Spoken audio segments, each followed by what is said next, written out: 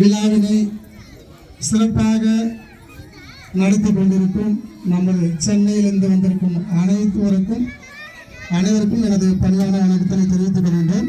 இந்த விழாவினை சிறப்பித்துக் கொண்டிருக்கும் நமது 8வது வார்டு கவுன்சிலர் திரு நடராஜன் அவர்களுக்கும், முன்னாள் வனக்குழு தலைவர் நமது டி மணி அவர்களுக்கும், மற்றும் புதூர் கிராமத்தைச் சேர்ந்த ஆசிரியர் சி ஜெகதீசன் அவர்களுக்கும், மற்றும் துளை மருத்துவர் நாட்டார் பெரியசாமி அவர்களுக்கும், மறுபடியும் இதில் அரசு ஊழியர்கள் அவர்களுக்கும், மாணவ மாணவி செல்வங்களுக்கும், பொது வழியில் வந்திருக்கும் நமது பெற்றோர்கள் அவர்களுக்கும், ஊர் பொது மக்களுக்கும் எனது பணிவான வணக்கத்தினை தெரிவித்துக் கொண்டு, இந்த நிகழ்ச்சி நமக்கு பார்ப்பதற்கு பார்த்தீங்கன்னா நமக்கே ஒரு சந்தோஷம் வருது.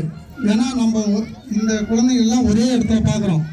இந்த சென்டர் வந்ததுனால நம்ம சாருங்கள்லாம் அங்கங்கே ஒரு டியூஷன் சென்டர் ஆரம்பித்து அவருக்கு ஒரு கல்வியை கொடுக்குறாங்க. இங்கே பார்த்தீங்கன்னா ஒரு விழிப்புணர்வு குழந்தைகளுக்கு. அவங்க பார்த்தீங்கன்னா டான்ஸ் ஆடுறாங்க, திருக்குறள் படிக்கிறாங்க. அதாவது இந்த புதூர் கிராமத்தில் அந்த டீச்சர் வந்து பண்ணியிருக்காங்க. அது என்ன பார்த்தீங்கன்னா குரூப் 4 எக்ஸாமுக்கு தேவையான கொஸ்டின் ஆன்சருங்கெல்லாம் அந்த இதுவரை 1வது 2வது படிக்கிற பசங்களை அவங்க தெரியப்படுத்துறாங்க. இது வந்து காலேஜ் படிச்சிருக்கிற பசங்க கூட டிகிரி எந்த பிள்ளைகளுக்குமே அந்த கொஸ்டின் ஆன்சர்லாம் தெரியாது. இதுக்கெல்லாம் காரணத்தினுடைய நமது சாரங்களுக்கெல்லாம் அந்த டியூஷன் சென்டர் நடத்தி கொடுக்கணும். நம்ம சென்னையிலேருந்து வந்திருக்கோம். நமது பால் சார் வரைக்கும் நிறைய பேர் வந்திருக்காங்க. அவங்க பேரெல்லாம் நமக்கு தெரியாது. ஒரு 2-3 பேர் சாருக்கு பேர் தான் எனக்கு தெரியும்.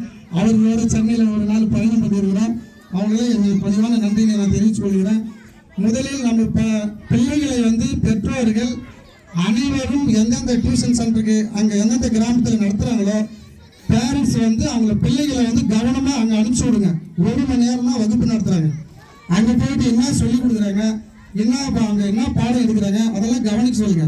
வாழ்க்கையில் வந்து நம்ம படித்தால் மட்டும்தான் நம்ம ஒரு லட்சியத்தை அடைய முடியும், நம்ம சிறப்பாக வாழ முடியும். நம்ம திருமணத்திற்கு பிறகும் நமது குடும்பத்தை சந்தோஷமாக நம்ம வைத்துக் கொள்ள முடியும்.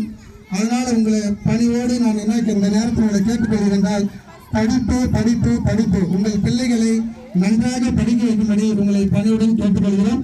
இந்த வாய்ப்பளித்தவர்கள் அனைவருக்கும் நமது இந்த கிறிஸ்துமஸ் விழாவை சிறப்பாக கொண்டாடி கொண்டிருக்கும் நமது அனைத்து நல்லுறவுகளுக்கும் எனது நன்றியை தெரிவித்துக் கொண்டு நன்றி வணக்கம்.